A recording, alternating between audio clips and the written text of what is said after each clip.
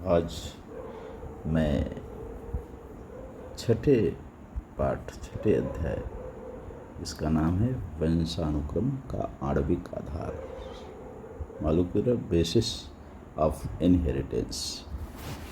मैं प्रथम लेक्चर आपके सामने प्रस्तुत कर रहा हूँ और इसमें जो टॉपिक है डीएनए।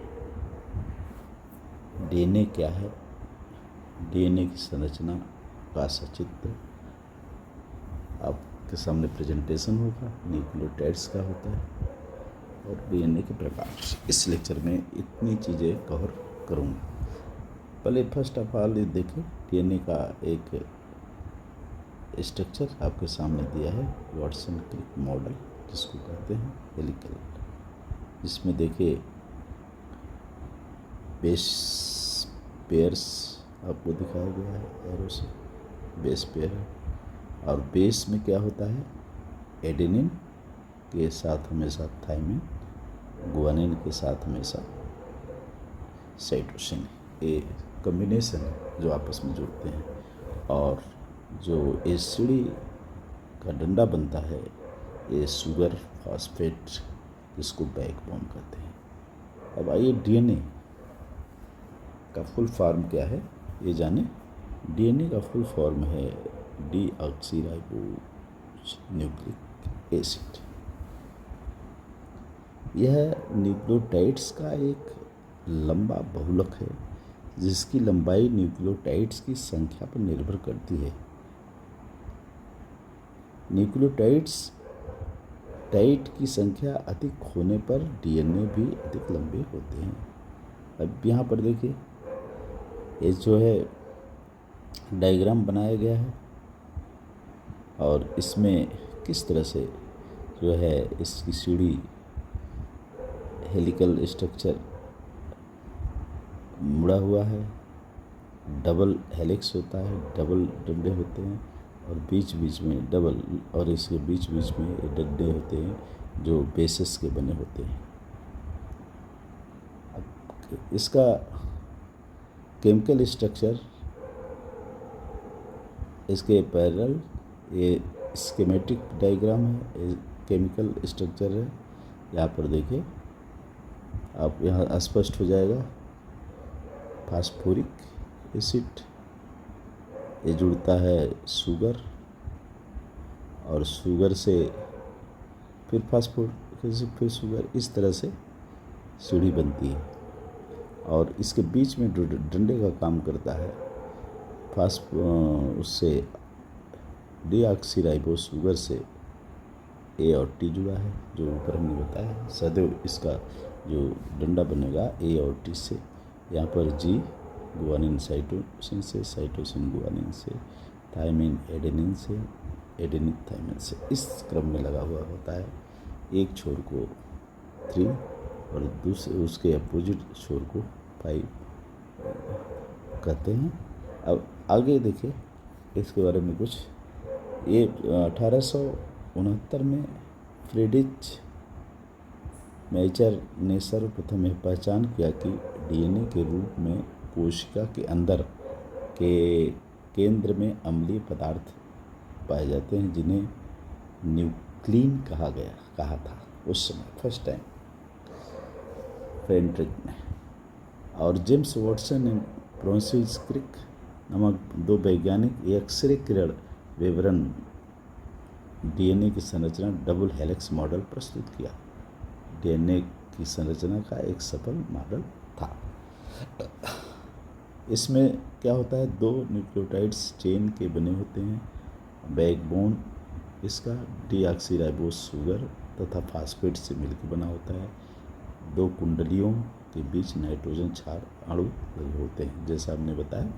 और डीएनए श्रृंखला शर्करा कार्बन 3-5 दिशा में, जबकि दूसरा 5-3 दिशा में होते हैं। इस प्रकार दोनों कुंडलियां एक दूसरे के विपरीत होती हैं। एक कड़ी का प्यूरिन हमेशा दूसरी कड़ी के पिरिमिडिन से हाइड्रोजन के बंध द्वारा जुड़ा होता है। एडेनिन थाइमिन एच बांड के द्वारा, जबकि साइटोसिन और गुआनिन हमेशा ये 3 एच बांड के से जुड़े होते हैं।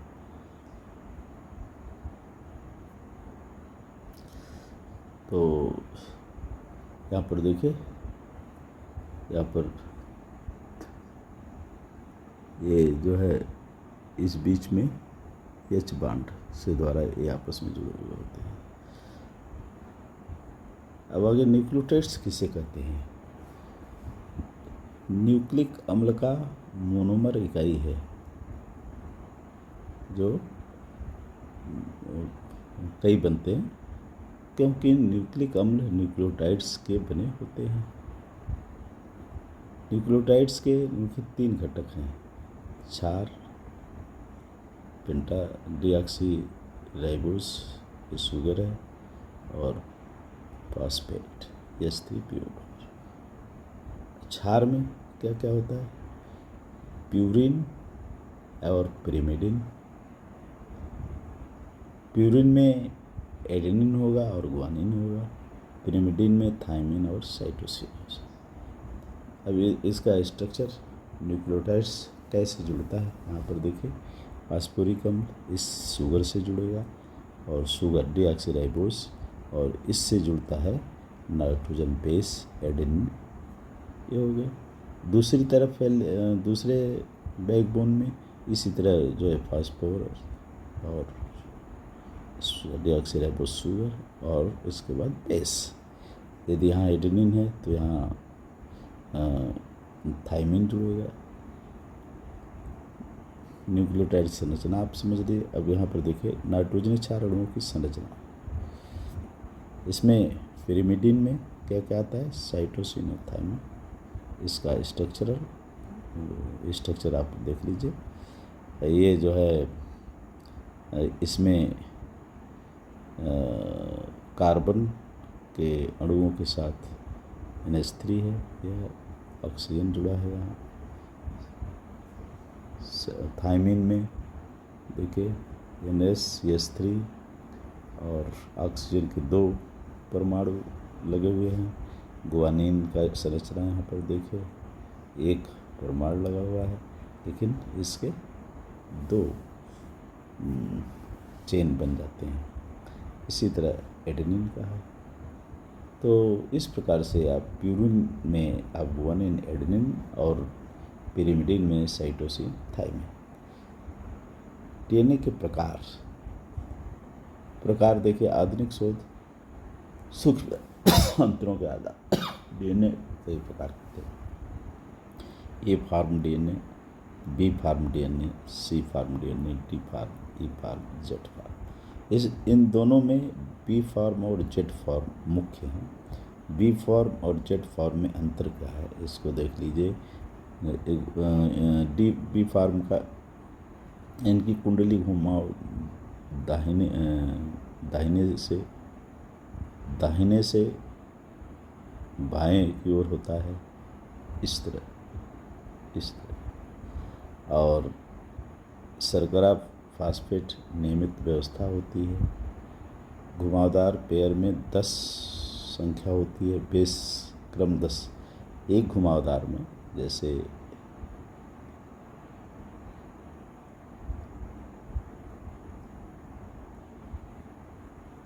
फिर ऐसे इस घुमावदार में 10 हो, 1 2 3 4 5 6 7 8 10 हो सकता है। आप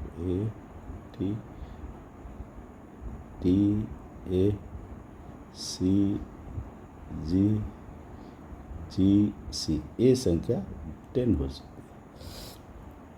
और प्रत्येक घुमाव की दूरी 24 × 10 और मिलीमीटर, और इसका व्यास 20 × 10 मिलीमीटर। और इसमें 2 नाइट्रोजन बेस की दूरी 3.4 10 M। अब जेट का देख लीजिए। इसमें घुमावदार बाएं की ओर नियमित संख्या 12 हो सकती है, वहाँ 10 था, यहाँ 12 घुमावदार इसका दिया हुआ है। 45 गुणे 10 to power 10, 18 into 10 to power 10 और मिलीमीटर, इसमें 2 पास दूरी। This is all about the DNA structure and types of DNA which have discussed। बच्चों, मेरा YouTube चैनल सब्सक्राइब करिए और लाइक करिए, जिससे आपको मेरे सभी लेक्चर उपलब्ध होते रहे। Best of luck, thank you. अगले लेक्चर में मिलते हैं।